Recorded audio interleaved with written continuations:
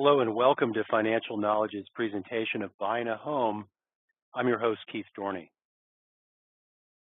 Before we get started, just a couple things. First off, this recording is being made in January of 2018 for reference. And I'd also like to talk a little bit about the company I work for, Financial Knowledge. We've been working with Microsoft employees now for well over a decade, and we pride ourselves on providing what we call conflict-free financial education. What does that mean to you, the Microsoft employee? Oftentimes, when you're talking to a professional like myself, I'm a certified financial planner or CFP, master's degree, plus I've been a licensed California real estate broker for over 25 years. You're not getting the whole story because there is a conflict, that prospect of a fee or commission down the road. At Financial Knowledge, we take that out of the equation. You can't hire me as your buyer's broker or as your financial advisor. You can't seek me out over the internet to hire me. When we keep that separation, because that allows me to shoot straight from the hip here in this recording, and more than likely share with you some strategies that you won't hear from other conflicted professionals. We offer over 50 financial planning related classes to Microsoft employees. Some of them are customized to your employee benefits. For instance, smart strategies for the Microsoft 401k, as well as a 2-hour course on your ESPP, as well as your stock awards or RSUs. Other topics include estate planning, investing in individual securities and mutual funds.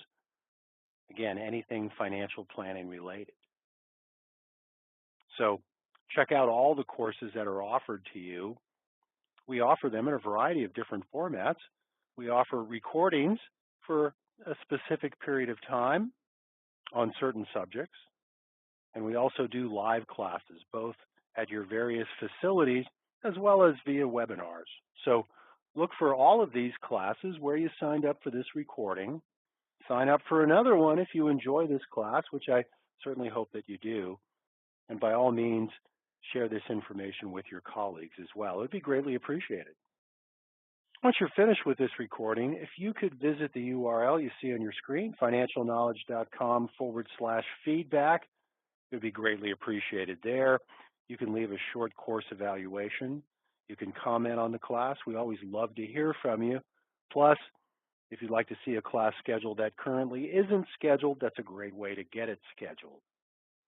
I'll flash this URL up at the end of the recording to remind you once again. Thank you in advance.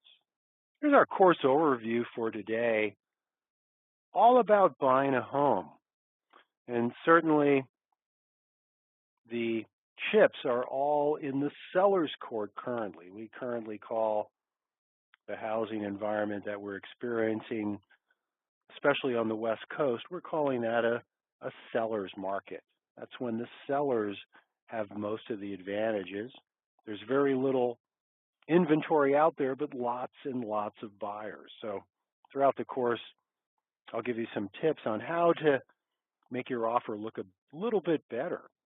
Not so frequent sellers that are out there offering properties. First off, make sure that you're a candidate for owning real estate.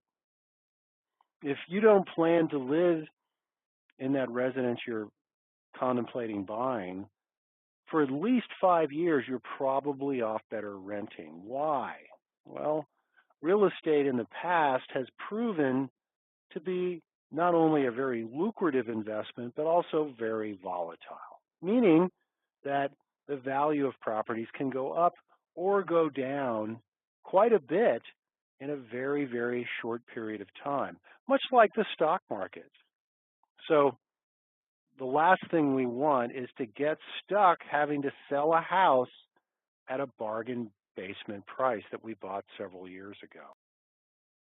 Other factors to consider are affordability, tax impact, and potential return. There also has been significant changes to our tax code starting January 1st of 2018 that affect homeowners, and I'll be sure to point that out as we progress. The cost of ownership The cost of home ownership is much more than simply that amortized principal and interest payment that you need to pay your mortgage company. You also have to pay property taxes. Property taxes vary between 1 and 5% of the value of the property, depending on your locale. I know a lot of you are listening to this program from the great state of Washington. There, your property taxes are close to 2% of the value, all right, of the home, and is assessed on a yearly basis.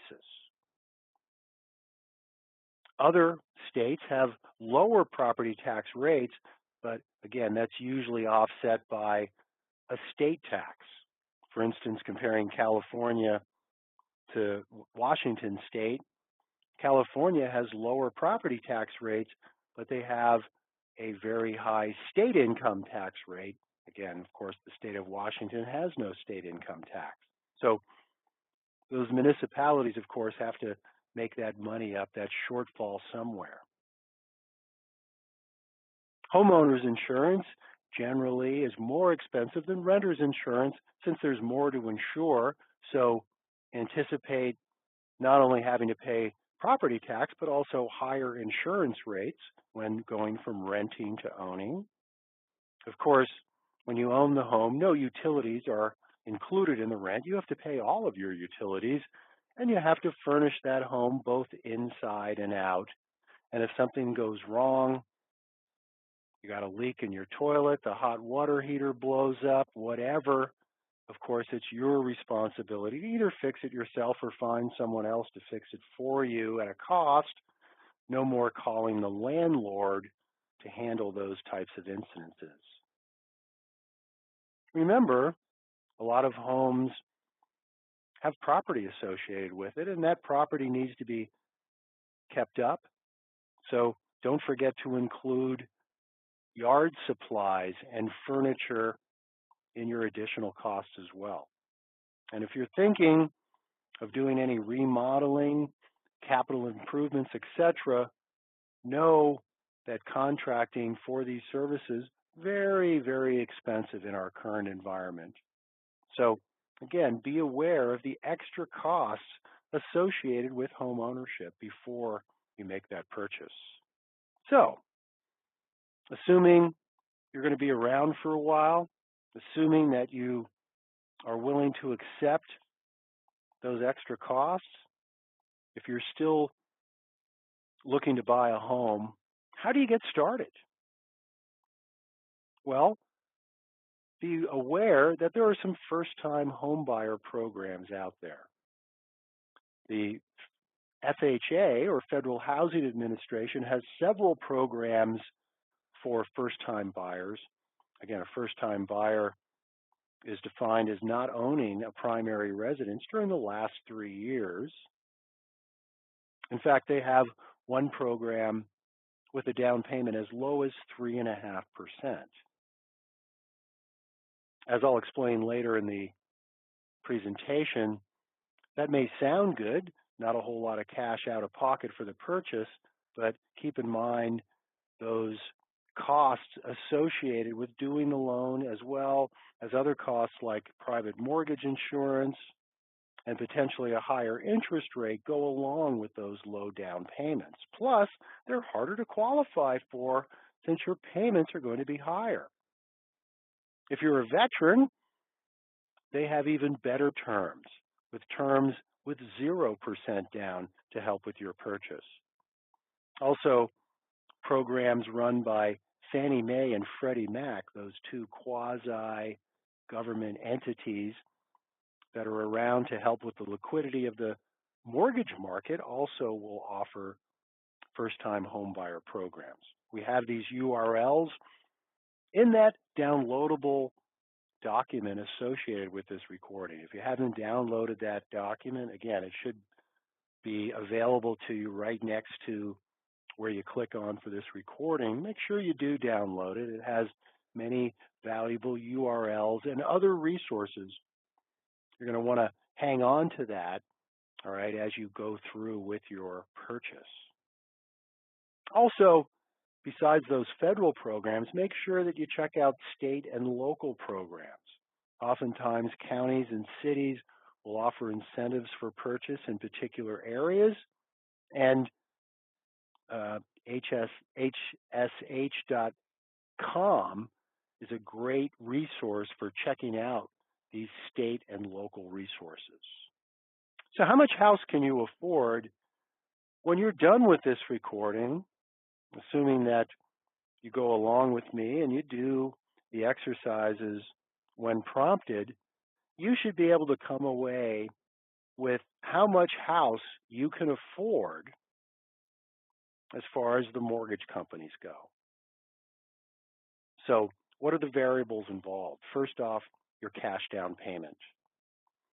Everyone should strive to put down at least 20% if possible. Why? Well, that's going to get you the best loan, the loan that costs the least at the best interest rate. Now, certainly there's something to be said for leverage, using other people's money to purchase real estate. And again, that's what you're doing when you use a lower down payment. You're using other people's money to make the purchase.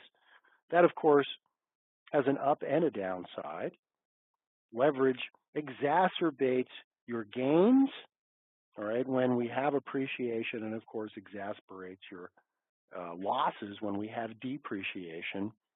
So again, take that into consideration when considering the amount of your down payment.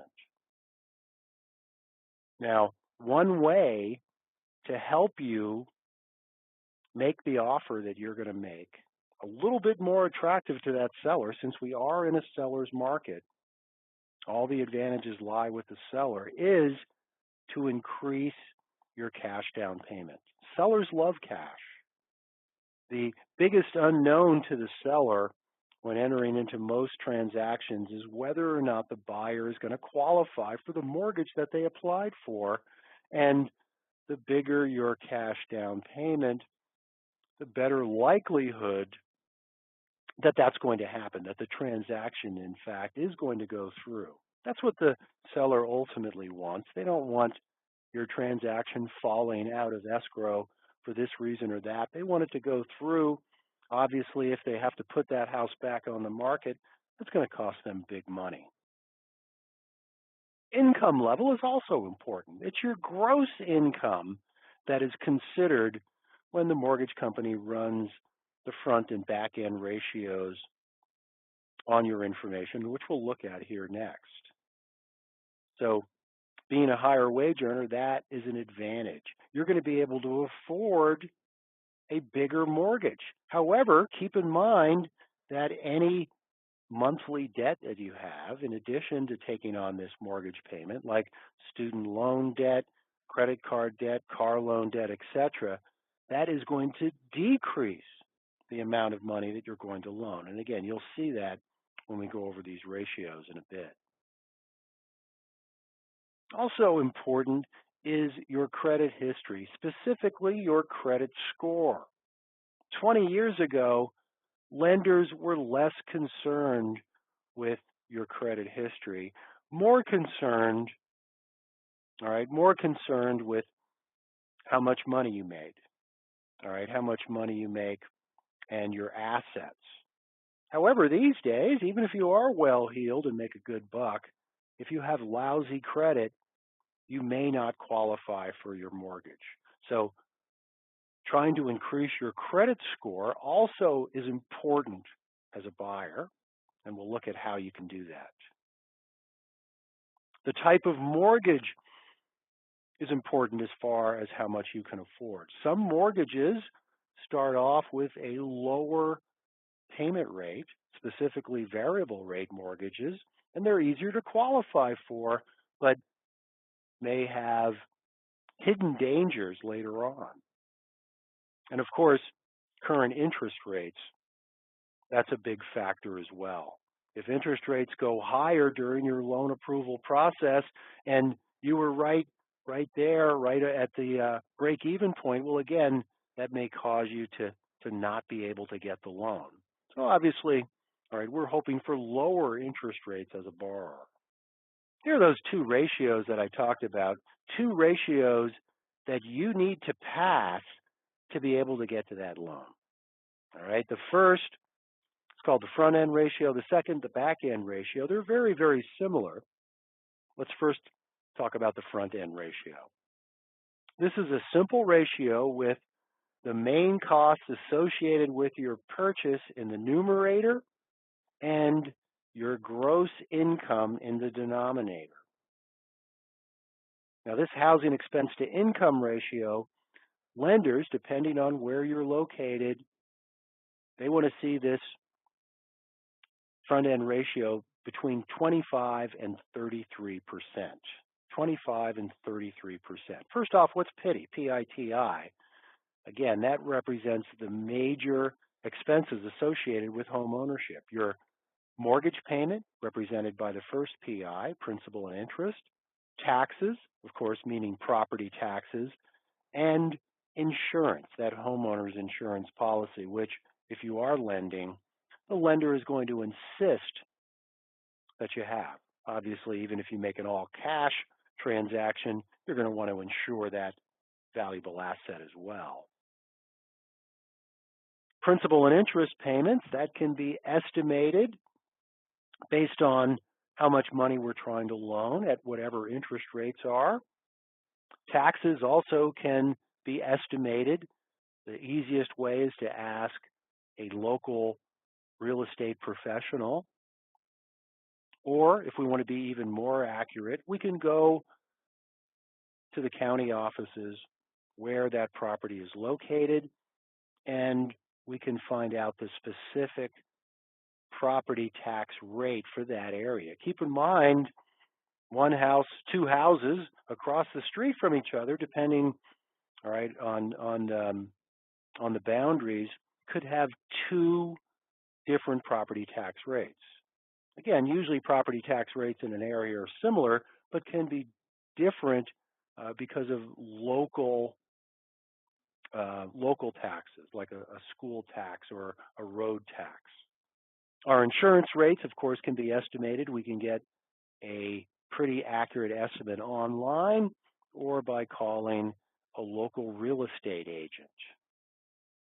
So once we have figured out what our PITI is, our principal, interest, taxes, and insurance, we simply then divide by our gross income to come up with this ratio. Make sure that you're using apples to apples, not apples to oranges. If we put a monthly PITI figure in the numerator, make sure you put a monthly gross income figure in the denominator. You can also use yearly figures. It doesn't matter. You're going to get the same answer. Just make sure that you're consistent. So why the big variance between allowable front-end ratios? Well, it depends on where you live. If you're looking for a house, for instance, in Oklahoma City, Oklahoma, more than likely they're going to expect an income ratio of 26% or lower. If you're looking for a house, say, in Silicon Valley, in California, where housing expenses are very high, or in San Francisco or New York City, you're probably going to be allowed a 33% ratio. So get informed, talk to local lenders in your area, find out what their front-end ratio, acceptable front-end ratios are. Once you pass the front-end ratio, then you need to pass the back-end ratio, which is exactly the same as the former, except we add in any extra monthly debt expenses that we incur. So that student loan payment, that car payment, the amortized amount of your credit card debt, that's going to be added to the PITI in the numerator. And obviously, all right, that's going to increase your back-end ratio. So again, the front and back-end ratio, exactly the same. The only difference is in the back-end ratio, we're going to add to PITI in the numerator any other monthly debt that we incur. Mortgagors are going to want to see this ratio 34 to 42%. Again, 42% in those higher housing areas, 34% in the areas of the country with lower housing values. You need to pass both of these to be able to qualify for the loan. As mentioned, being a higher wage earner, that's in your favor. That's going to make these ratios more appealing. However, in the back end ratio, any extra debt that we have on a monthly basis, again, that's going to detract from our ability to loan. Let's make sure that we understand, all right, these two important ratios. Number one, Mary makes a $5,000 gross per month. She found the perfect house and has determined that her principal, interest, taxes, and insurance will be $1,600. Using the housing expense to income ratio or front end ratio, can Mary afford this house? Well, we divide $5,000, her gross monthly income, into her PITI of $1,600. That gives us 32%. So in most areas of the country, Mary is going to pass the front end ratio. Number two, Mary also has long-term debt consisting of a car loan and credit card payments totaling an extra $500 per month. Using the figures above and applying the debt-to-income ratio, can Mary still afford the house? Well, we add that $500 to the $1,600 of PITI in the numerator and divide by 5,000. That gives us 42%. That's a little bit on the high side for the back-end ratio. And again, unless Mary is looking for a house in one of those higher areas of appreciation in the country, again, probably she will not get that loan because of that high back-end ratio. Now, number three, all right, we're going to go through for Mary, but at the same time, I want you to apply this to yourself. All right, the only information that you really need in number three is, all right, the average allowable back-end ratio in your area. And again, this can be found rather easily by talking to local lenders or talking to local real estate professionals. If you want, as we are going to in this example, number three, go ahead and use 38%, which is a midway between the range. Now, in this example, all right, we're not going to solve for the ratio. We're going to assume that the ratio is 38%. So what we're really solving for is the numerator, our minimum principal, our maximum principal, interest, taxes, and insurance payment that we're going to be able to afford, assuming that our monthly income is $5,000. So just go ahead and in the denominator, all right, again, our formula looks like this. Our unknown is in the numerator. All right, our gross monthly income goes in the denominator. Again, for Mary, that's $5,000. Feel free to insert your gross monthly income there. And then, all right, this ratio is going to equal 38%. So that breaks down to our unknown equaling 0.38 times 5,000. So again, if you know your gross monthly income, insert that instead. For Mary, that comes out to an affordable PITI of $1,900. Now, once you figure out what your affordable principal, interest, taxes, and insurance is, we can extrapolate that into how much house you can actually afford. So again, if you haven't already done so, do the calculations for number three for your own situation. Again, we're going to be solving for the numerator, principal, interest, taxes, and insurance, and that's going to equal, in this case, 0.38 times 5,000. Feel free, all right, to substitute your own monthly gross income, all right, for that $5,000. What do you get? All right, what do you get? Again, assuming that that allowable back end ratio in your area is 38%, that's a pretty accurate assessment of how much pity you can afford. Number 4, what does Mary need to do in order to qualify for a home loan? Well, any of the first 3 answers, A, B, and C, is going to increase her chances. Reducing her income debt, that's going to decrease her back end ratio. B, looking for a less expensive home. Obviously, that's going to require a lesser pity, and that'll help in both the front and the back end ratio, or increasing her down payment, again, also decreasing the amount of pity. Now, let's go ahead and switch gears here a little bit and talk about that all-important credit score.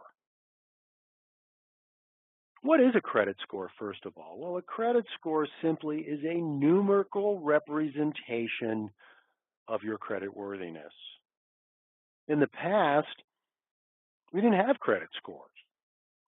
What lenders needed to do is they needed to pay someone to look through your credit report to see and ascertain your creditworthiness.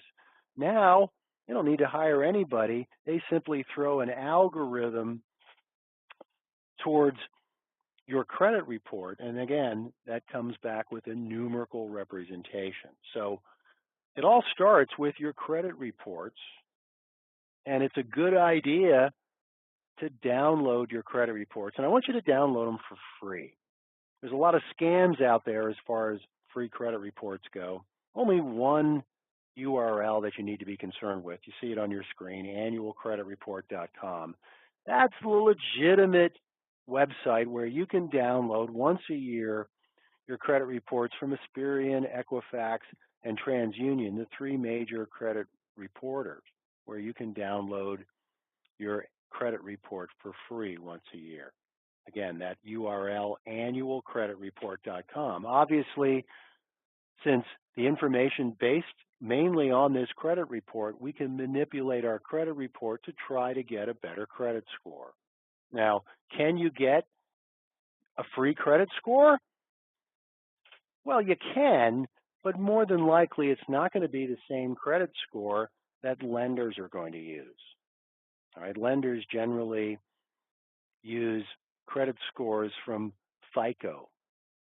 All right, you've heard of FICO scores. FICO stands for Fair Isaac and Company, a financial services company up in the Twin Cities in Minnesota.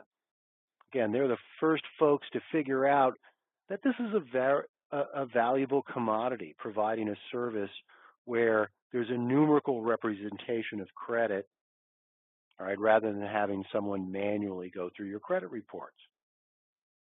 So keep in mind that credit reports aren't free. Generally, you have to pay for them. However, lots of offers out there, Credit Karma among them, all right, who will offer free credit scores, but again, usually they're going to ask for something in return down the line. And as mentioned, a lot of times these credit scores are going to be quite different than the scores that you get back from the 3 main credit reporting agencies, all right, when the mortgage company runs your credit scores.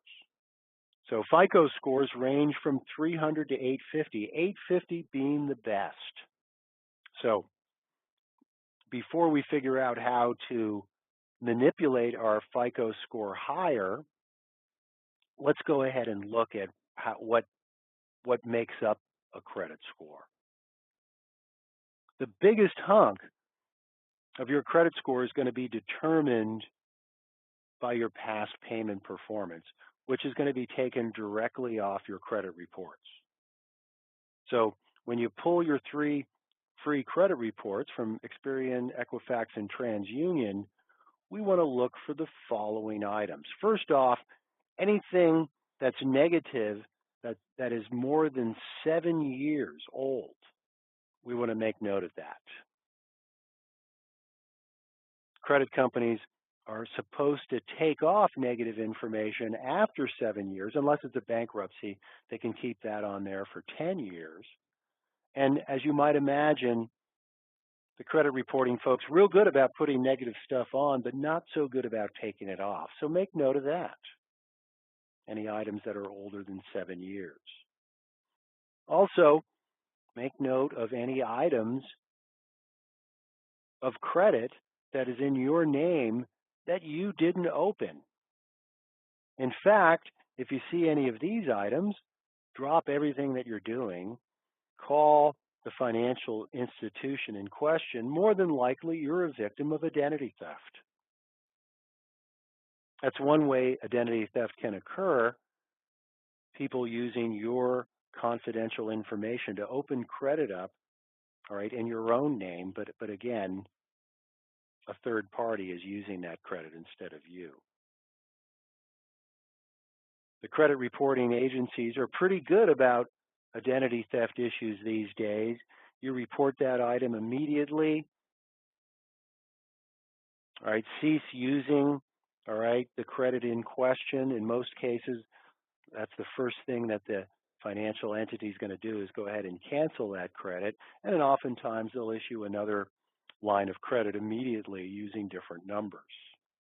There might be a mistake on your credit report. For instance, someone with a similar name, or because of input error, someone else's bad credit is on your credit report. Make note of those items as well. Also, any legitimate negative items that are on that credit report, also make note of those. Now, what we want to do to repair this 35% hunk of your credit score, what we want to do now is we want to leave annualcreditreport.com, where we got our free credit reports, and we want to go directly to the website of the Credit Reporting Bureau where we saw the negative item. Again, that would be Equifax.com, Experian.com, or TransUnion.com. And on that first page, you're going to see something that says Reinvestigation Request. This is free. You can run as many reinvestigation requests as you want. And again, you're simply referencing the item, all right, and again, saying why that item shouldn't be on there. Now, once you fill out that form and hit submit, the clock starts ticking in your favor. And this is why I also wanted you to run a reinvestigation request on those legitimate boo-boos that have occurred in the last 7 years, a late payment or whatever. Again, those are hurting your credit report, and if we can get them taken off, even though they're legitimate, all the better. And again, that may happen, can't guarantee it, but it may happen simply because they don't get it done within 30 days. By law, after 30 days, if it's still unresolved, the credit bureau has to take that item off of your credit report. The next biggest hunk, 30%, has to do, all right, with the ratio of the amount of credit that you have, all right, versus the amount of credit that you actually use. So, what percentage of debt are you offered? What percentage do you use?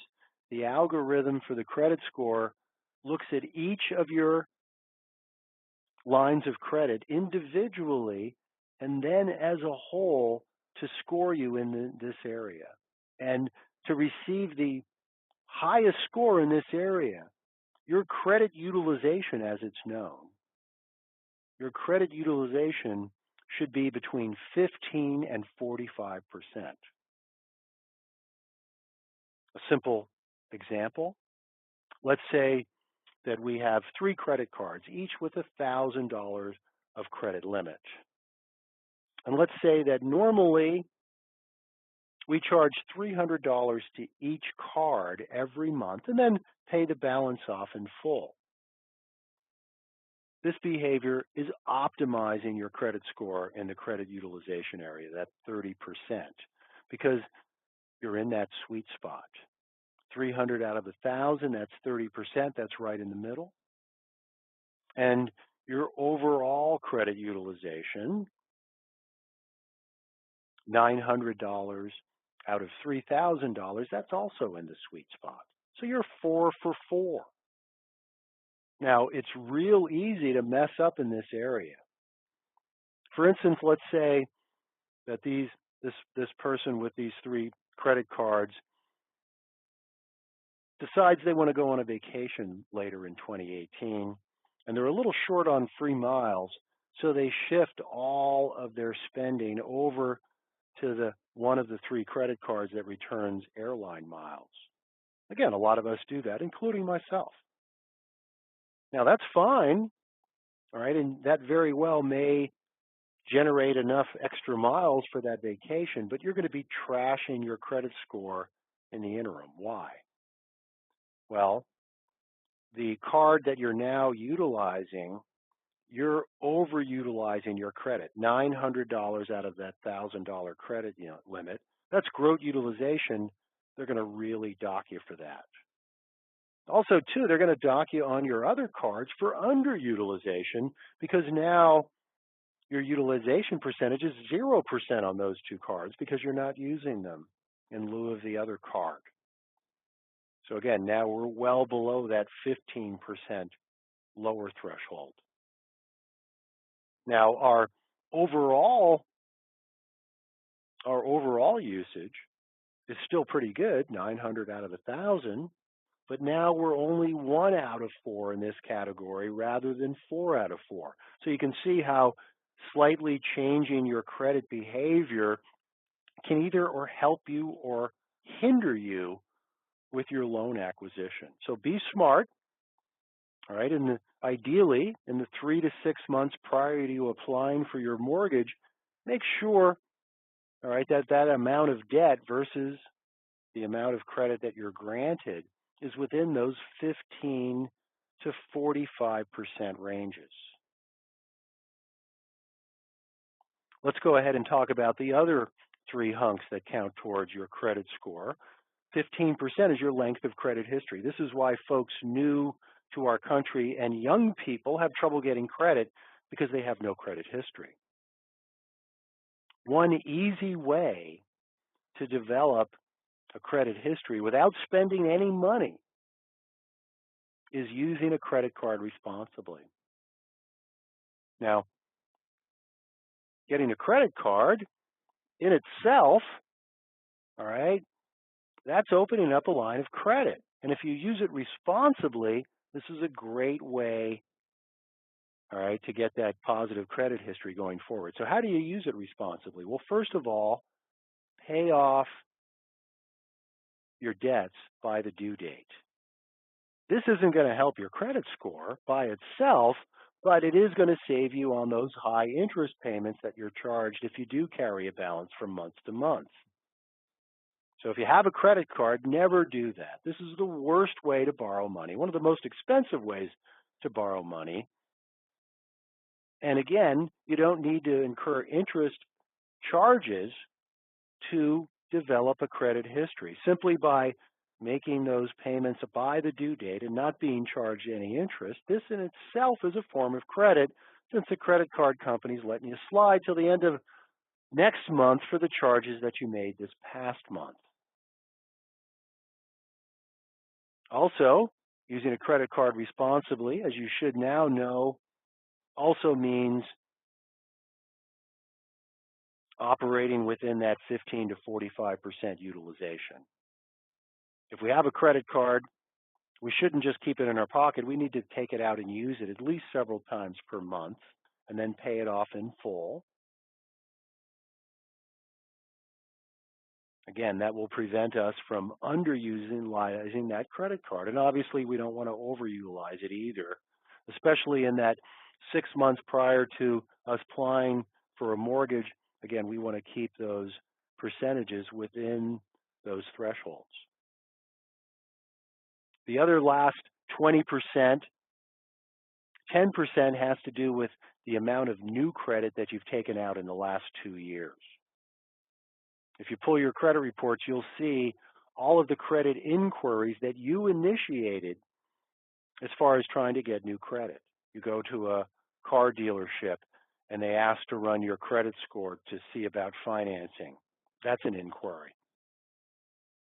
Keep in mind that getting a free credit report or an unsolicited inquiry that you didn't authorize, that has no effect whatsoever on your credit score, but your own inquiries do have an effect, a negative effect. The more inquiries you have, all right, the more you get hurt in this specific category. So try not to make any new credit inquiries in the 2 years prior to you applying for a mortgage if possible. Finally, that last 10% has to do with the types of credit that you already have. Department store credit cards are frowned upon as far as the credit scores people go. Why? They have the highest default rate.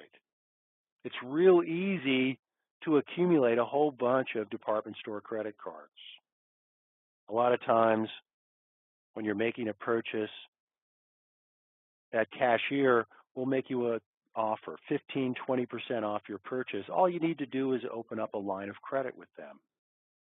Even if you open up that line of credit, pay it off the next day, and never use that credit card again, that's hurting your credit score. Why?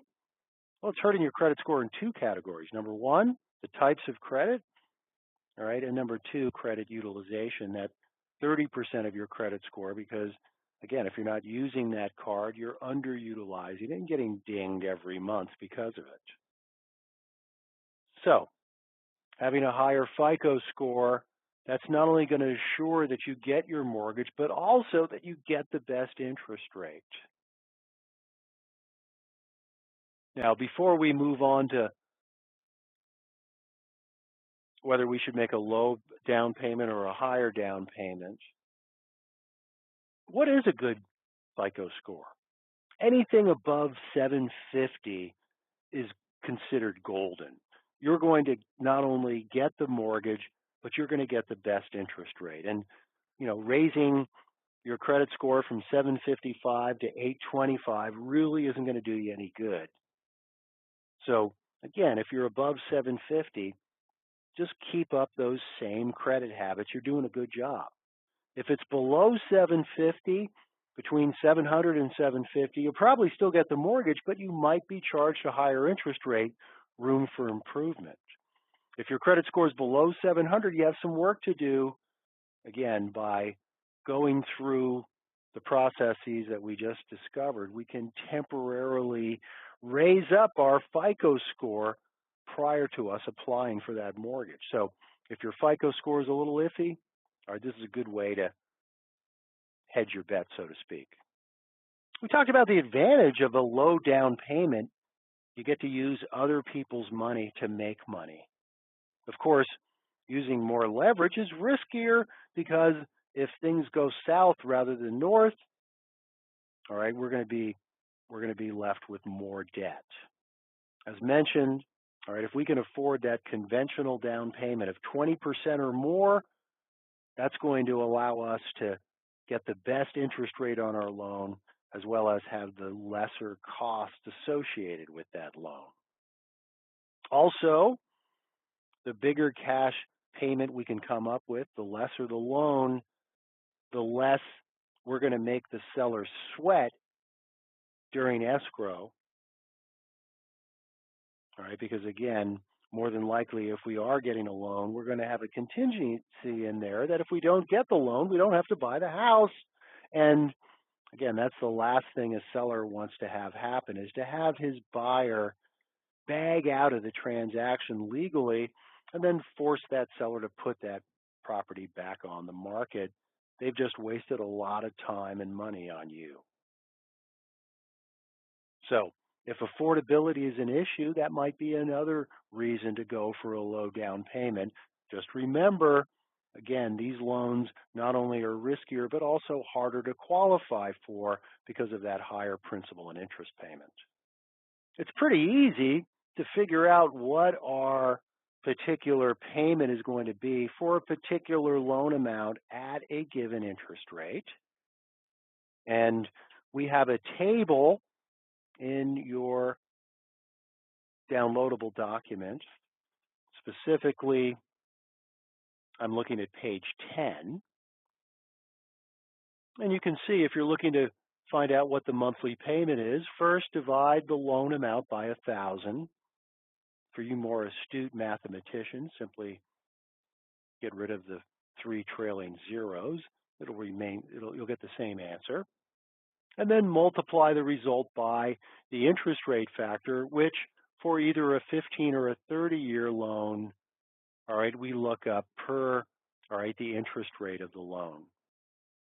We take that interest rate factor, all right, and we multiply the result of number 1, voila, all right, we have our amortized mortgage and interest payment. Also, if instead we want to solve for the affordability of our loan amount, all right, we divide our monthly payment by the interest rate factor and then multiply the result of that by 1,000. Hopefully, when I asked you to do question number 3 with your own information, again, if you recall in quiz number 1, question number 3, I asked you to use your own gross income for the month, again, assuming a 38% back-end ratio, to actually figure out what your affordable pity is. If you did that, all right, we can plug that into the loan amount formula to arrive at affordable, all right, at an affordable loan amount. In fact, all right, let's go ahead and again go to quiz number 2. Okay, and let's see here if I can find quiz number 2. There it is. Okay, so I'm not going to go through all of these questions.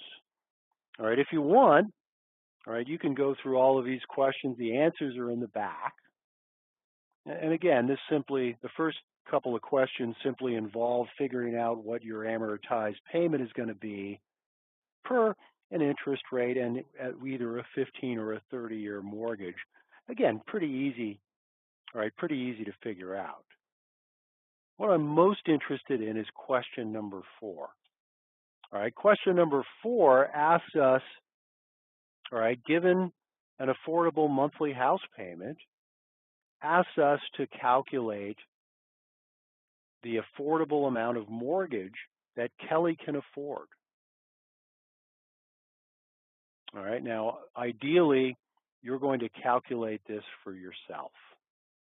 You're going to calculate this for yourself. Now, we're going to use a 4.25% interest rate, which right here in January of 2018 is about right. So Kelly has decided that she can afford a monthly house payment of $3,500. Now, how did she determine that? Well, again, one way would be to go back to quiz number 1. And again, we assumed a 38% back-end ratio and simply solve for that equation as I asked you to in question number 3 of quiz number 1. That's how Kelly or you can decide what your affordable monthly house payment is. Now, in this example, we're going to assume a 4.25% interest rate for a 30-year mortgage. If we go back to those amortization tables, all right, we see that our interest rate factor is going to be 4.92%. 4.92%. So we take, I'm going to go back to the question, we take Kelly's affordable monthly house payment of $3,500, we divide that by that factor of 4.92, multiply it by 1,000, and voila, we arrive at Kelly's affordable mortgage amount of $711,322. So, if you haven't done question number 3 from quiz number 1, you might want to rewind the recording and redo that, and then get back here to question number 4 and plug in your own affordable pity amount, plug that into the numerator, and solve. Voila, we now have your affordable mortgage amount. And by estimating what our closing costs are going to be, as well as our cash down payment, we can effectively come up, all right, with an affordable home purchase amount. All right, that's something that you want to do before you go out looking for houses. Why? Well, we don't want to be disappointed looking at too expensive houses that we can't afford. On the next page is a home affordability worksheet. And you can see here, all right, under calculate affordable loan amount and closing costs, you can simply jump ahead here and plug your amount in there on that bottom line. Now, see where it says multiply by 0.04? We're simply going to multiply our projected loan amount, affordable loan amount, by 4% to arrive at our projected closing cost. Yes, as a buyer, your projected closing costs are going to be 4% of the loan amount. Again, we'll explain what those costs are here later. So by taking those closing costs, all right, and considering the amount that we have available for down payment, now we can come up, all right, with an affordable purchase price that we can afford. Something nice to have in your back pocket when going out and looking for a home. Let's talk lending terminology.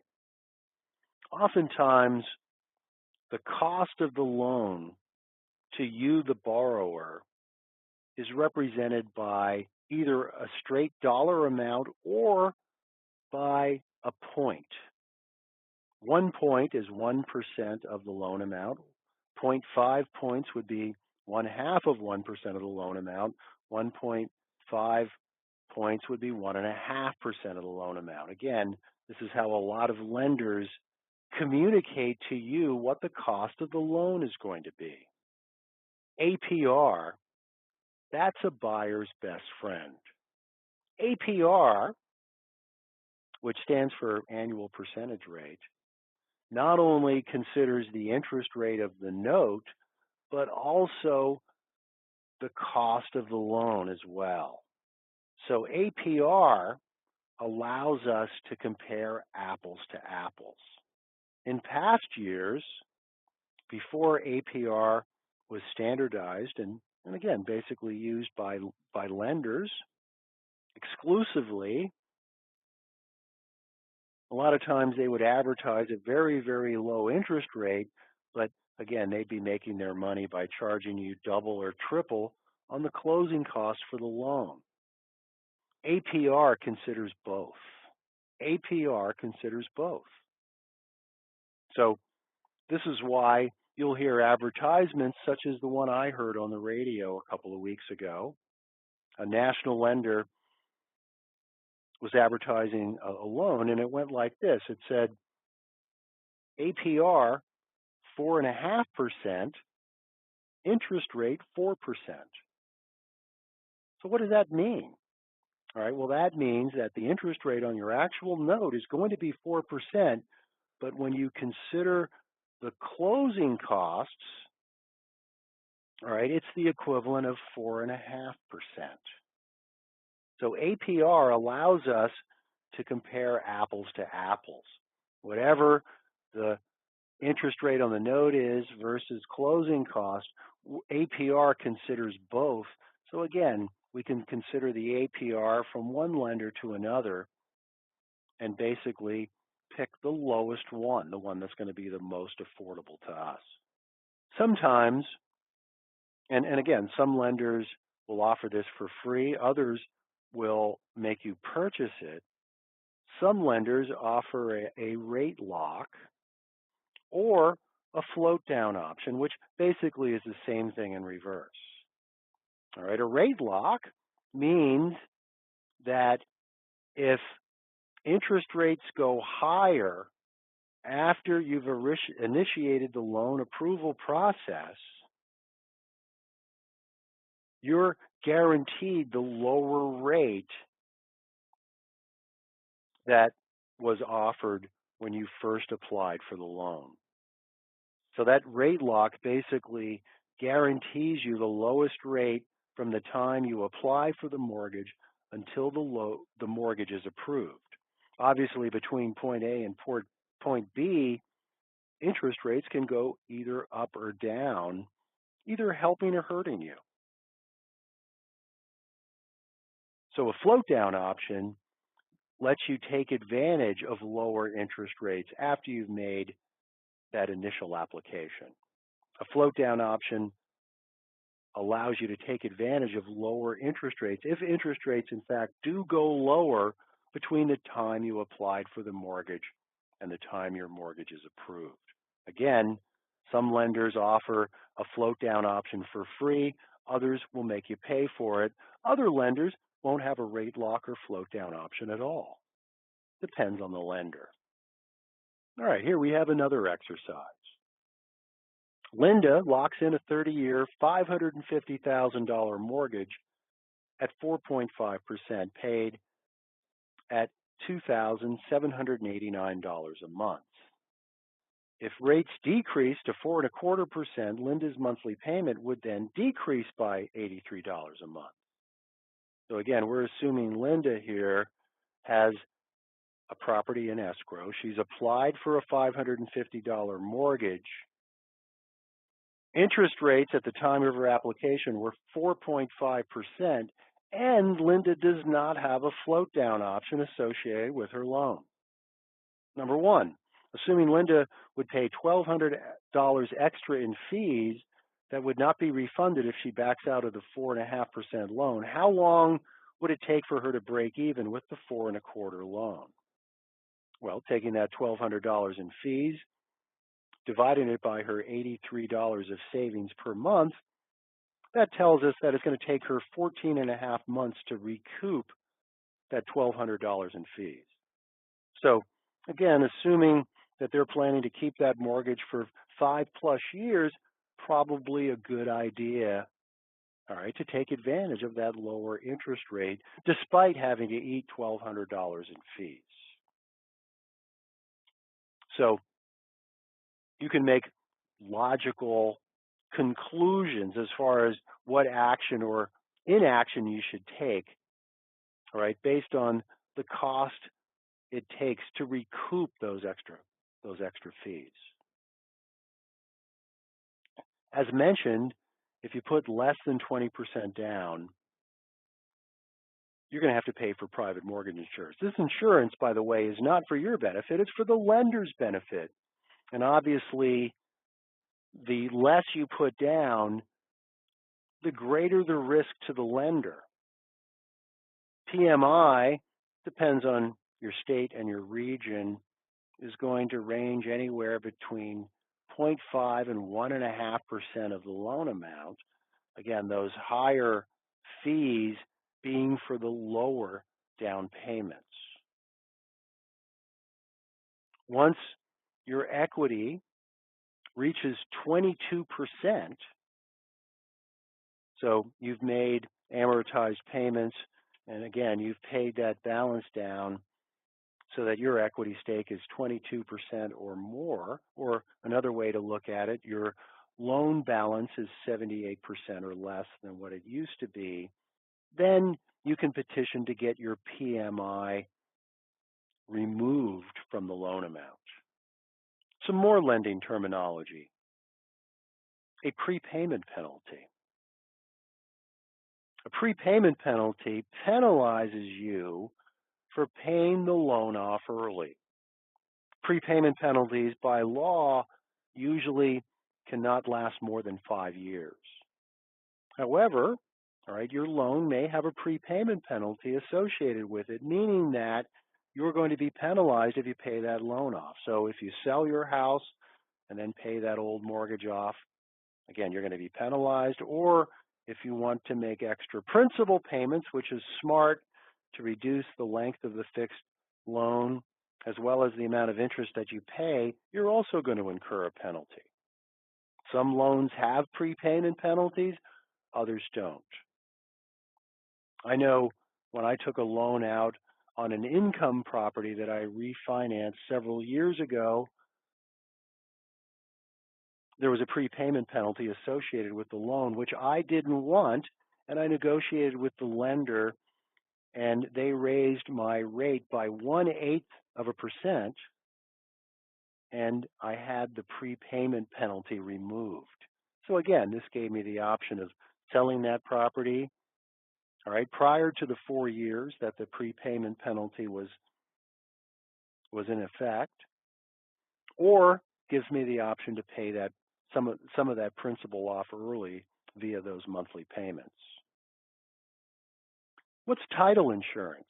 Title insurance, that's something that your lender is going to insist that you pay for, and that simply ensures once the title company does a search of the title of your prospective purchase, all right, they're going to ensure title, all right, a good transfer of title, even if problems arise in the future.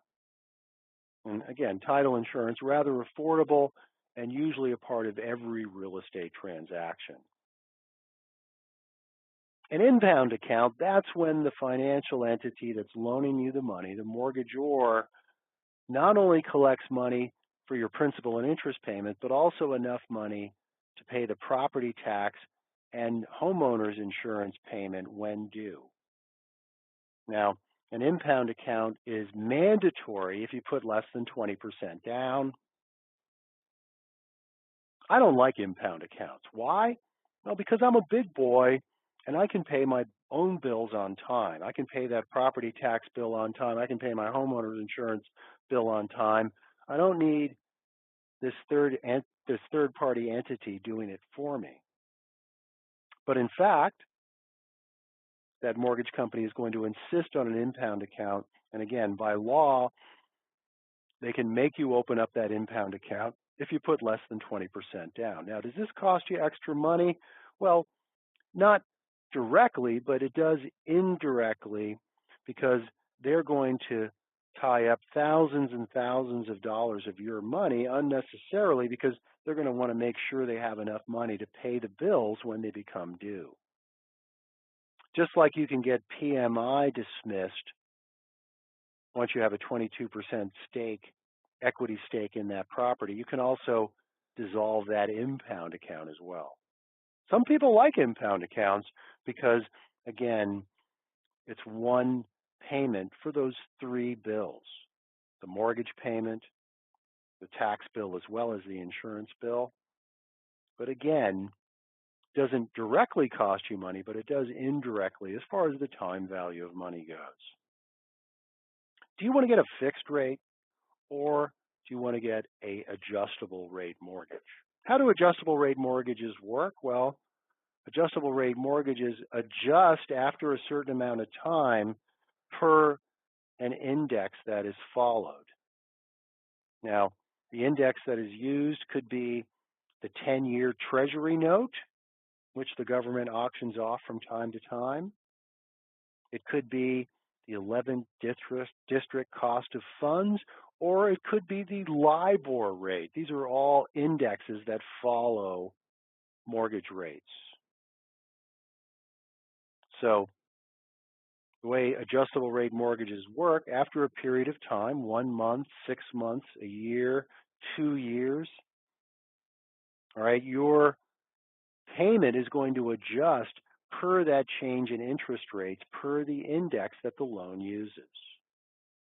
So with an adjustable rate mortgage, it's possible for your mortgage payment to double or even triple if interest rates move higher.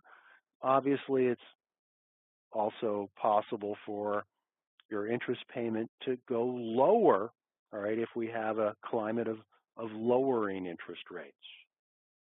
Certainly, especially with our climate of lower interest rates, it's nice to be able to lock in that fixed mortgage, That means that your mortgage payment is going to be the same this year. It's not going to change next year or the year after, all the way until the loan is paid off. That payment is going to stay the same. With an adjustable rate mortgage, it can go up or down depending on the movement of interest rates. Obviously, that doesn't give you a whole lot of security. And again, if you're doubling your housing costs, is that something that you can afford? Now, the advantage of adjustable rate mortgages is they're easier to qualify for. Most adjustable rate mortgages have what's known as a teaser rate, a rate that's in effect for 6 months or a year before the payment resets, all right, per the index that that mortgage company uses. So that lower teaser rate, often 1.5% to 2% lower than the going fixed rates, oftentimes this makes lenders who are a little bit, closer to the cuff as far as qualifying goes. This may be the difference between qualifying or not qualifying, but obviously you're adding a lot of risk to the mortgage because of these unknowns. Certainly one thing that you want to look at if you're looking at an adjustable rate mortgage is the interest rate cap. That interest rate cap these days might be 10 or 12%, and you may laugh at that because interest rates currently are 3.5% or 4%. Well, again, don't think that interest rates can't go to double digits. They can. They can. Back in the 80s, back in the early 80s, it was not uncommon for mortgage rates to be 15, 16, even 19%. There are lots of other types of mortgages that you can look at. I'm not going to spend a lot of time with these mortgages because a lot of them are no longer offered because they're risky. A hybrid ARM, these offer a low interest rate and a fixed payment for a period of time. And then after that fixed monthly payment for a period, it converts to a traditional adjustable rate mortgage. So again, it might be fixed for a 3 or 5 or a 7-year period before reverting to an adjustable mortgage. An option ARM, these loans are essentially extinct after the housing crisis of the late 2000s. Again, these loans allowed negative amortization. We have two-step 723 or 525s. Interest rate's only going to change once on these types of loan. For example, with a 723 loan, the interest rate changes at the end of 7 years. After 7 years, the borrower must pay the entire loan balance in a balloon payment or refinance the loan, or the interest rate on the existing loan resets, again, typically to a much, much higher rate tied to a specific index. A piggyback loan, that's a deceitful type of move where we borrow money for our 20% down payment, get a conventional loan, and then pay back that loan via a second trust deed on the property. Again, a lot of times unbeknownst to the first trust deed holder.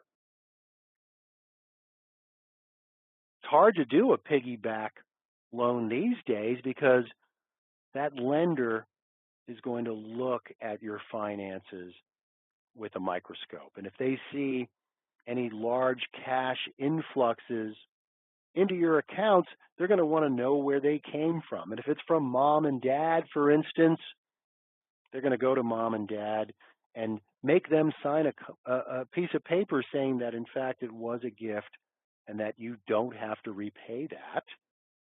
All right, because, again, a lot of times this is how piggyback loans are done. You get that clandestine loan, all right, and then pay it back through a refinance after the fact. Feel free, all right, to look at your handout to find out what some of these other loans mean. Again, a lot of them no longer available or very, very risky. Probably best to stick with conventional fixed and adjustable rate mortgages. Another decision you need to make as far as financing goes is how you're going to procure financing. Either by yourself, you seek out loans directly from the lenders that have the money, or you go through a mortgage broker.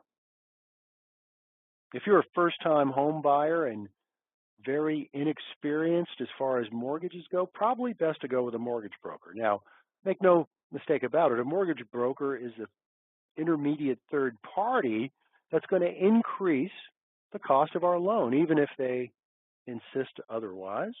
Again, they're getting paid one way or the other. However, a good mortgage broker oftentimes can steer you to the lender that's actually going to close on your loan. If you're inexperienced, and especially talking to big national lenders, there may be an information disconnect that may cost you time and money. For instance, maybe you're looking at a house in rural Washington state, and you see that there's a great rate offered on a fixed rate mortgage by a national lender.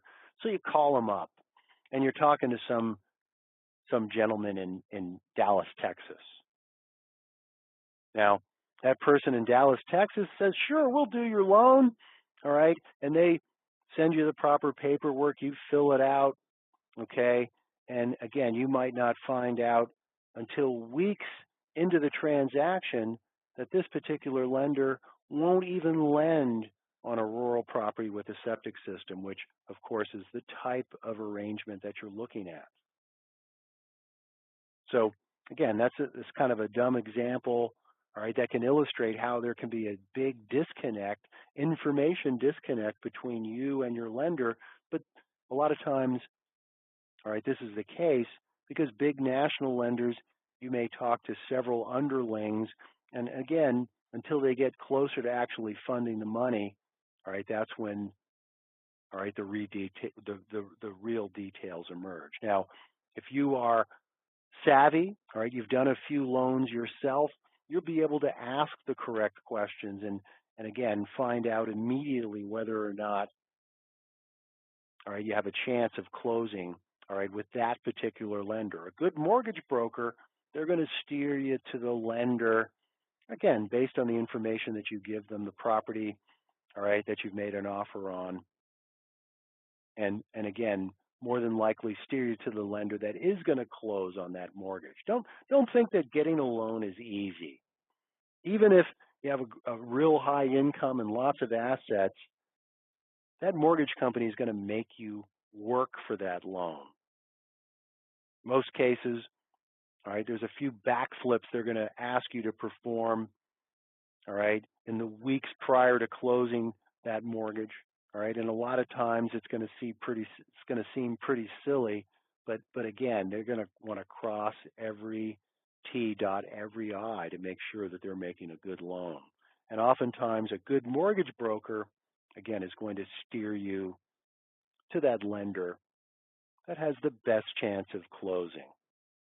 Now, if you are a do-it-yourselfer and you do want to look for your own loan, you can save a few bucks. And a good place to start is with local lenders. Oftentimes, local lenders have slightly higher interest rates, but they're going to be able to give you the info that you need right off the bat. Again, that local lender is going to be familiar with the type of house, all right, that you're in escrow with. And again, we'll be able to answer your questions and maybe even answer some questions for you if you're inexperienced that you weren't even going to pose. So if you are looking to do your own loan, check first with that local savings and loan, that local credit union, oftentimes a great source of money for mortgages. Getting pre-approved for your mortgage prior to you actually even looking at houses is another way that we can help make our offer a little bit more palatable to that seller. As I mentioned before, the main problem that seller has, all right, with your offer is that mortgage contingency. And certainly you're going to have a mortgage contingency in there if you are applying for a mortgage. Remember, when we have a signed real estate purchase contract, that's binding to both the seller and the buyer, meaning that if you don't have a mortgage contingency, technically that seller can force you to buy the house anyway, even though you don't have financing. So if you're going to loan money, you're going to want that mortgage contingency in there. But if you're already pre-approved for a certain amount of money, all right, that contingency is going to worry that seller much, much less than if you're simply pre-qualified. Pre-qualified really doesn't mean anything. That's like me, a broker, running your front and back end ratios on a napkin at lunch and then transposing that information to a letter, signing it, and giving it to you. Hey, you're pre-qualified. All right, you're pre-qualified. Does that really mean anything? No, it doesn't. It gives you an estimation of the amount that you probably will be qualified for, but again, in reality, doesn't mean anything. If you're pre-approved, that means you actually went through the loan application process prior to even finding a home. Now, the disadvantage of being pre-approved is they're going to give you a time period, usually 90, 120 days, etc. And if you don't close within that time period, well, then you have to get pre-approved all over again, and that usually means another application fee. However, being pre-approved again is going to appease that seller and maybe, just maybe, make that offer of yours a little bit more appealing than the competing offers. So, yeah, cash is king.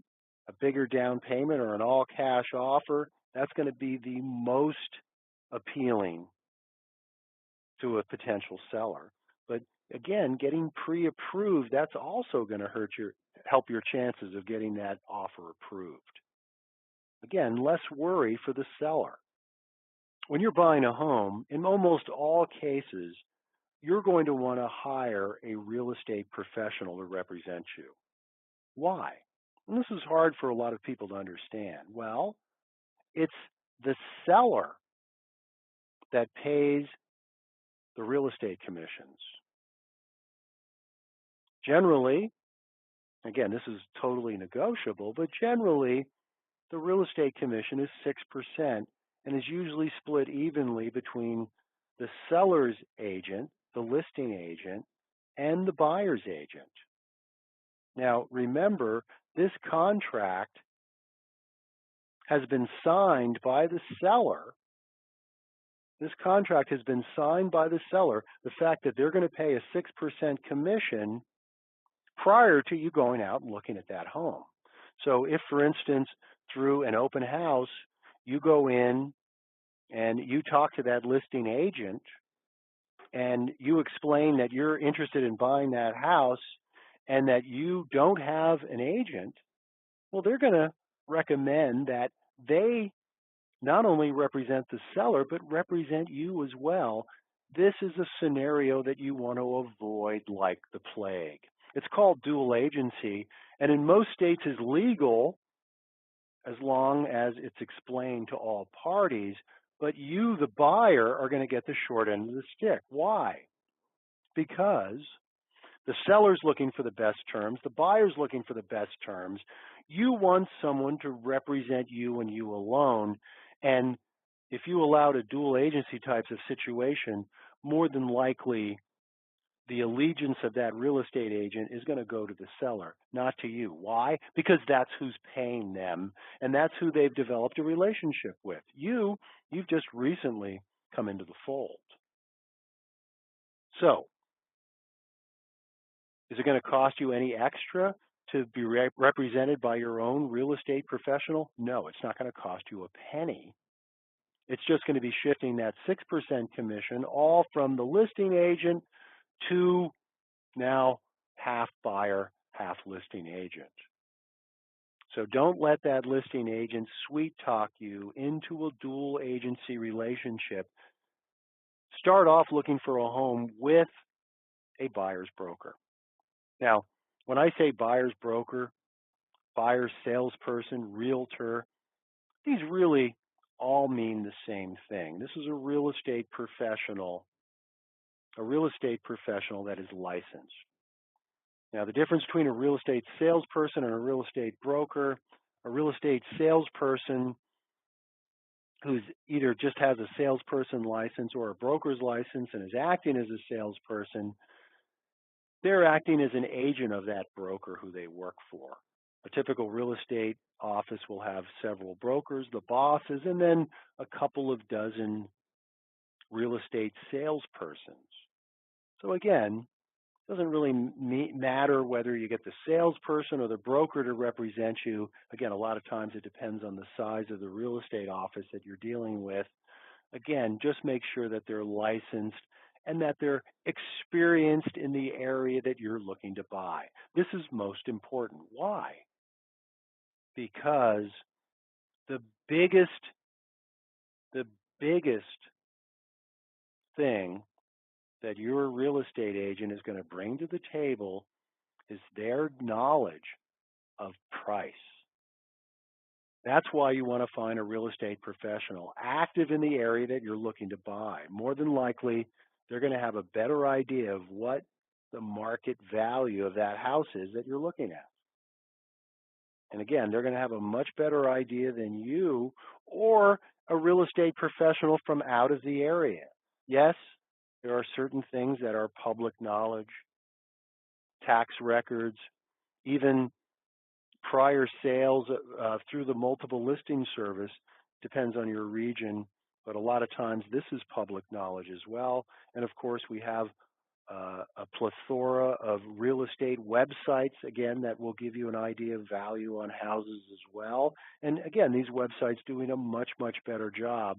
But that local real estate professional with local knowledge, they're going to have the most information. They're going to know what that house that just went into escrow last week down the road from the one that you're looking at, they're going to know what the purchase price on that was. That's not yet public information. How do they know that? Well, again, if they're active in the area, that's going to be one of their buddies that has the listing, or at least someone that they're affiliated with.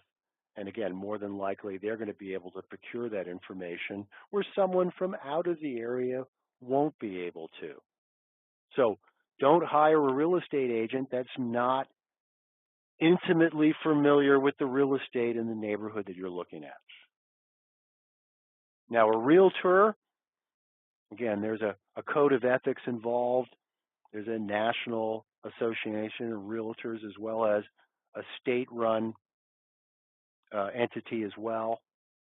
And again, these are self-serving organizations, but again, gives you a little bit more protection, okay, than say a non-realtor.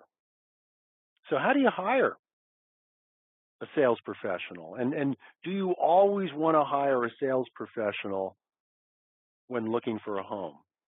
Well, 95% of the time, the answer to that question I say is yes. The only time that I can consider not having a real estate professional representing me is if you get together with a seller of like mind. For instance, a FSBO. FSBO acronym that stands for sale by owner. For sale by owner, that seller obviously is trying to circumvent having to pay a real estate commission, and more than likely they're not going to pay a commission to your buyer's broker. That would be the one instance where, as a buyer, I wouldn't want to be represented by a real estate professional. Otherwise, okay, it's not going to cost you any extra money to be represented, and you can be sure that that real estate agent that's representing you and you alone, all right, is going to represent your best interest. So how do you find one? Well, one way is looking at the real estate signs, all right, that are propagated in the neighborhood that you're looking.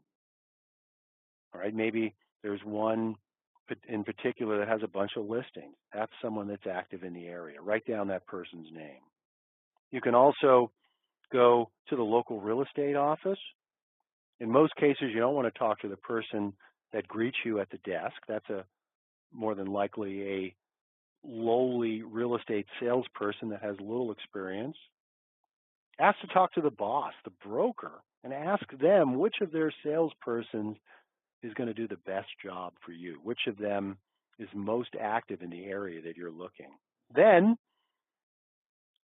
find at least 3 individuals to interview. 3 individuals. List them a rote set of questions that you derive from this seminar and other sources. Ask for and follow up for referrals, and I guarantee you that if you go through this process, you're going to find a buyer's agent that's going to do a stand-up job for you. Other professionals that you're going to run into besides real estate professionals and mortgage brokers, which we've already talked about. Property inspectors. Now, when you make an offer on a property, you're making an offer based on your visual, visual cursory inspection of the property and the seller's disclosure statement. By law, that seller has to hand you, usually as early as possible, a list of all the material facts that they know that are wrong with the property. Now, most sellers are quite honest because the courts have proven in lawsuits after the fact that the courts favor buyers in this area. So if you as a buyer sue the seller after the fact, as far as a defect that wasn't disclosed, well, history has shown that the courts favored buyers in this area. But who wants to sue? All right, better not to get involved in a lawsuit. So you're going to make your offer based on what that disclosure statement states.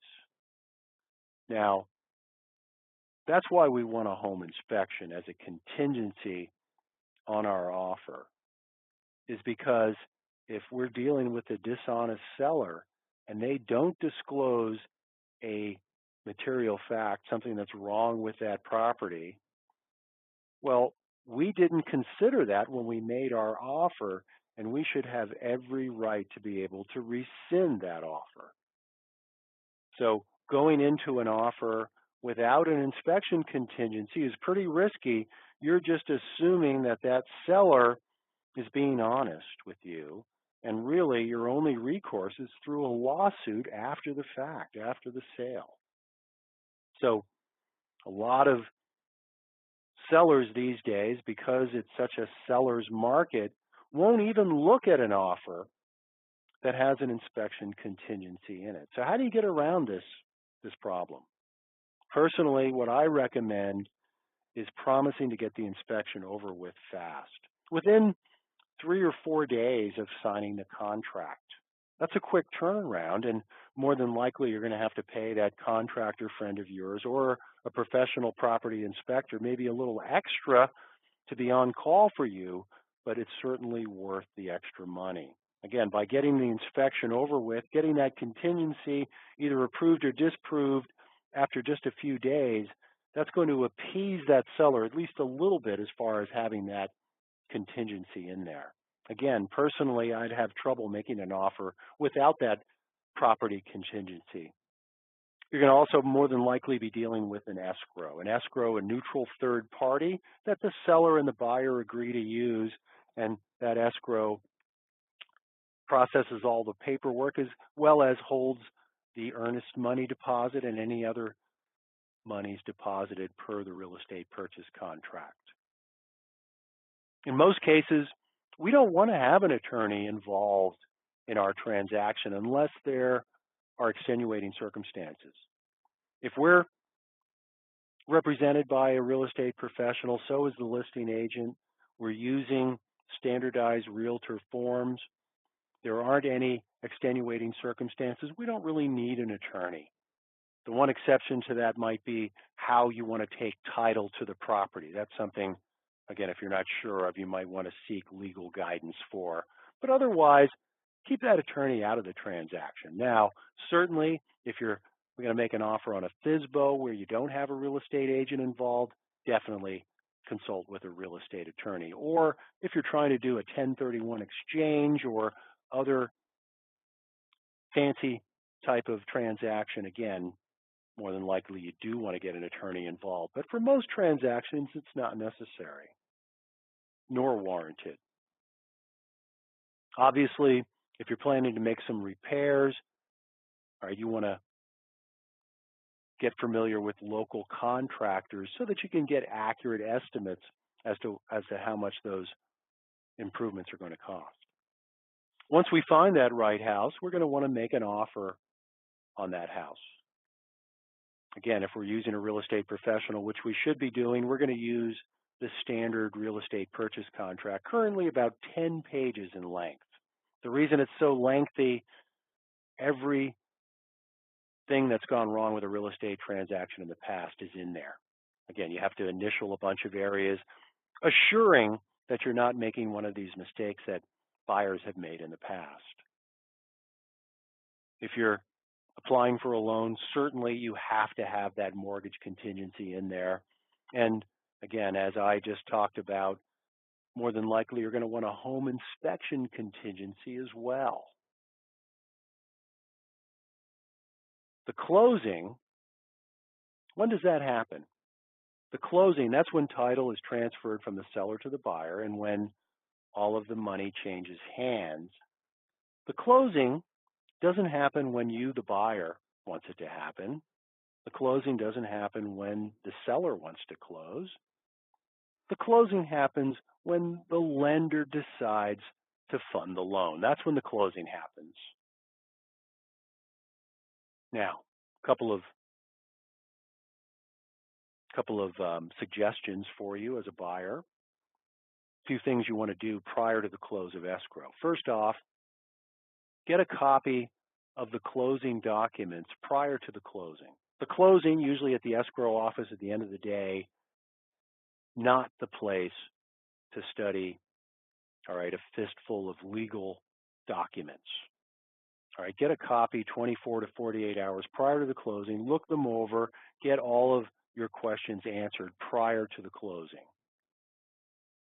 Something else that you want to get done is you want to do a final walkthrough of the property 24 to 48 hours before the closing. Maybe the seller decided to have a big blowout party the night before the closing and they wrecked the place. Or they still have all of their junk in the garage that they were supposed to remove, or they didn't repair that hole in the back bedroom drywall. Again, getting a final walkthrough and then forcing the seller's hand before they get that big check, also a good idea. When looking for the right home, take your time. And remember, probably you're going to be selling that house sometime in the future. So make sure that it's in a good location, okay, and doesn't have, all right, any problems associated with it that are incurable. Make sure that you don't overpay for that home.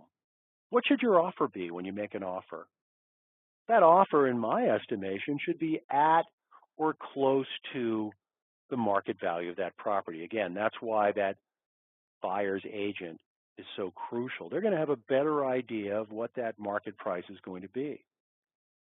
Should you make a lowball offer, or should you make an offer well above the listing price? Well, it depends on what the market value of that property is. Let that dictate what your offer is going to be. Especially if you're looking at dozens and dozens of different homes, you're going to get confused as to which amenities are associated with what house. So keep a log. These days, the easiest way to do that is with your smartphone. Do a video log, site addresses and other information to spark your memory as far as what house it is you're actually talking about with your realtor.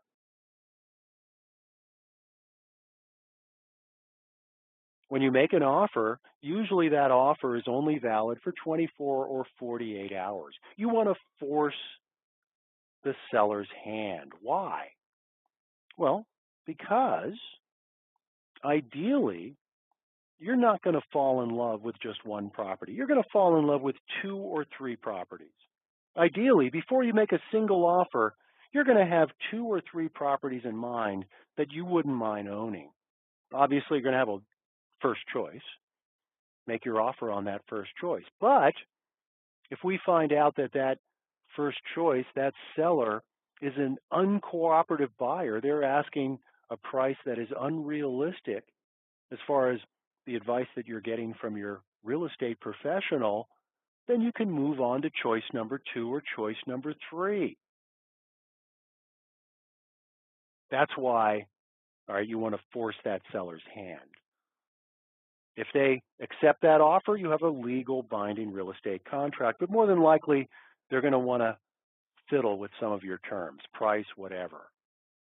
All right, so they can make a counteroffer. That counteroffer made on a single sheet of paper, again, addressing that original offer. And now, all right, the ball's in your court, and usually you're on a time constraint as well. You let that time constraint expire, again, now you're free to make offers on other properties. All right, however, if you accept those terms, now you have a legal binding contract. So you can go back and forth with the seller dozens of different times with counter offers. And again, eventually that contract's either going to expire or it's going to be accepted. And again, that's how you want to operate because again, if choice number 1 doesn't work out, you want to move on to choice number 2, choice number 3. Don't make or accept relative bids where you make a bid where, yeah, I'll pay $100 above your highest offering price. Again, those generally are garbage. Try to avoid relative bids. And again, we do want to keep our contingencies in the contract to a minimum, since that's going to be a negative as far as the seller goes. But again, hard not to include a mortgage contingency and a home inspection contingency, in my opinion. Be a tough negotiator. Don't overpay for a property. In most cases, we're looking for a win-win type of situation where both the buyer and the seller are satisfied. Now, keep in mind, again, getting back to home inspections, there really are no longer any as-is sales. All right? A seller might say, hey, there's a lot of things wrong with this property, and list them in the disclosure document. If it's an as-is sale, the only thing that they're saying is, hey, these are the defects. I'm not going to fix them. You have to fix them after the purchase. That's what an as-is sale is. In the past, before these regulations, a seller could not disclose what's wrong with that property and try to pull the wool over your eyes. But again, these days, that's illegal. Finally, we've reached the closing. And again, remember, you don't own a home until the transaction is finalized. Title is transferred and the funds go to where they're supposed to be going. Lots of things can go wrong, even up to the last couple of days of closing. One thing as a buyer, you want to make sure that you know going into the closing is how you want to take title to the property. If you live in a community property state like California or Washington State, community property with the right of survivorship is another option if you're married. Know the difference between community property, the rights of survivorship, and joint tenancy with the right of survivorship, as well as those other ownership options. If you're unsure, consult with an attorney. This is an important decision that you don't want to leave even to your real estate professional. A lot of times real estate professionals are unwilling to discuss title since they're afraid that they're going to be practicing law without a license. That escrow agent, again, once the lender decides to fund the loan, all right, that's when your real estate agents get paid. That's when all of the funds are dispersed. That's when title is transferred.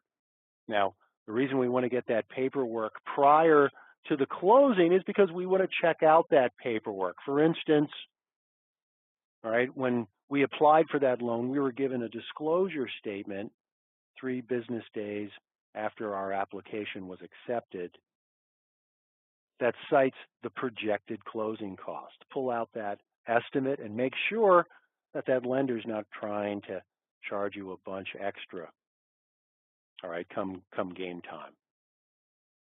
Again, there's been a lot of reforms in this area, and some fees can't be changed from that estimate, others can. And if they can be changed, usually there's a percentage range, all right, that they have to fall with under. So get all of those questions answered before the closing. Make sure you get a copy of those docs 24 to 48 hours prior to the actual closing. Some suggested action items you might want to act upon after viewing this recording. By all means, get familiar with the math. Be able to run the front and the back end ratios on yourself, and ideally come up with an affordable purchase amount based on these calculations that we went over before you go out looking for houses. Number 2, visit 3 open houses this weekend in an area that you're interested in buying. Keep in mind that listing agent's going to be real friendly when you first walk in. Why? They want to represent both you and the seller and make double the commission. Make sure, even if you're not, make sure that you tell them that you have professional representation. Number 3, calculate your home affordability using the Home Purchase Affordability Worksheet. Number 4, visit annualcreditreport.com to view your 3 credit reports. 5, contact a local direct lender. Inquire about terms and interest rates. And finally, while exploring your preferred neighborhood, note for sale signs and write down the names of those agents and who they work for. I hope you have a better idea of what it takes to make an offer on a home and how to better position that offer to make it be accepted by that seller in this tough seller's market that we're currently experiencing. Take this information, all right, and go out and find that new home. It's been my pleasure presenting this information to you. Once again, my name is Keith Dorney. I hope to see you at a future financial knowledge class. Now, if you could do me a favor, if you could visit that URL you see on your screen, financialknowledge.com/feedback, fill out that form and hit submit. We'd greatly appreciate it. Thanks so much for your attention. Thanks for listening. Good luck with that house purchase. So long now.